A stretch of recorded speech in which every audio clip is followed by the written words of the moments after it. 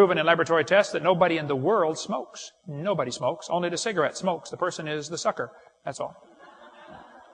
I think they ought to put the real name on those things. We ought to have some truth in advertising. You know, they should really be calling them cancerettes, breath rotters, bypass, malignant phlegm balls, and money suckers. They do the same thing with beer, though. They try to associate beer with sports. What does beer have to do with sports? They get some big football player holding his can of Bud Dummer. Or Bud Stupid. They call it Budweiser. It don't make him any wiser, that's for sure. He's got his Bud Dummer, Miller Low Life, or Dead Dog, whatever it is. He says, man, you drink this stuff and you will be a football player. Yeah, right.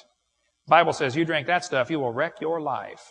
Who hath woe, who hath wounds without cause, they that tarry long at the wine. The Bible says don't even look at it when it gets fermented. Habakkuk said, woe to him who giveth his neighbor drink. There's a lot in the Bible about don't even touch that stuff. One kid said, what's the matter, Hovind? Don't you like beer? I said, I don't know. I've never tasted it. I'm 52 years old, never had a drop in my life. Well, I've had NyQuil a couple times. But he said, how do you know you won't like it if you don't try it? I said, now, son, that's a brilliant way to live your life. Let me ask you a question, son. Have you ever laid your head under a semi-truck? Well, how do you know you won't like it if you don't try it?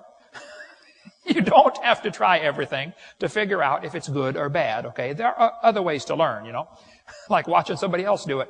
Wow, don't do that. That will hurt, you know. Like famous redneck last words. Hey, y'all, watch this, you know.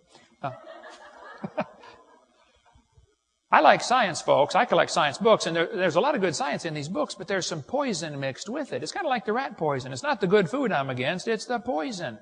We like science. We have Dinosaur Adventureland in Pensacola. Come on down, pay us a visit. It's a science center, a museum, and a theme park, all based on creation.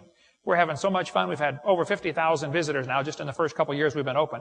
Lots of things to do down there. We got a 7-foot snake that ate a kid last week. She's gone now. But that's okay. There's a lot of kids, and you can always make another one. We have lots of things to play with. We collect skins and skulls of animals, so you hunters get out there and send me Bambi's daddy's head if you want for our museum. Everything we do has a science lesson and a spiritual lesson. We like science at our place. We have all kinds of fun things to do. John shot the T-Rex and hung his head on the building right there. Have a museum all based on creation and a science center with everything with hands-on science lessons and spiritual lessons. Matter of fact, we teach the kids the scientific way to shoot a rubber band. I need a boy and a girl who would like to learn the scientific way to shoot a rubber band. Who would like to learn? Okay, that boy right there, come on up here. And one girl, let's get one girl.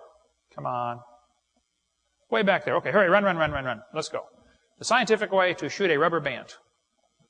What's your name, sir? Josh. How old are you, Josh? I was 10 for a whole year one time. That's amazing. I was supposed to be 11, but I was sick for 3 years when I was 2.5. Okay. And how old are you going to be when you're almost 12? 11. And how much does your mom pay you to be good? So you're good for nothing, and you're 10. Okay, good. Pick a rubber band out of here, Josh. Okay, the brown one. And what's your name, ma'am? Laura. Pick a rubber band out of there, Laura. You want the pink one, of course. Oh, girl. Okay. Now what I want you to do, Josh and Laura, we're going to stand here and shoot the rubber band down the center aisle. Go ahead. Oh, that one won't work. That's a double one here. Let me try an orange one here. That's two tied together. I didn't see that. Okay, Josh, shoot the rubber band down the center aisle. Past the table. Not too far. Laura, give it a try. Come on. Ooh, 3 rows back. Now watch carefully. I'm going to get down same size as you guys. And I'm going to show you the scientific way to shoot a rubber band. You ready for this? I want you to notice now, my fingers do not leave my hand at any time. You believe that? Okay, now pay attention. You see the guy sitting in the way back of the church?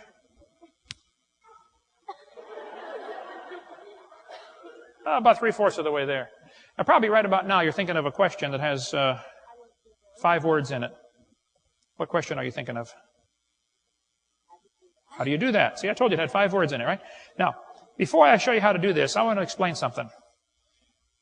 Some kids should not learn how to do some things because they become what's known as a menace to society. Who's responsible for this kid right here? Where's your mom and dad? Is he safe with this information? Mom says no. And who's responsible for this one here? Where's... Nobody? Oh, back there. Did your husband come? No. Okay, now pay attention. The scientific way to shoot a rubber band, okay? There are two sides to the rubber band. Are you with me so far? Okay. One side represents your flesh, that's your body, okay? The other side is your spirit. Now your spirit has to live in your flesh or else you're dead. See, if your spirit ever leaves your flesh, you got a real problem on your hands. Actually, the neighbors do, okay? But what most people do wrong in rubber band shooting and in real life, they put the same emphasis on the flesh and the spirit. See, if you pull both sides the same and let it fly, if you could watch it in slow motion, both sides are going, and all the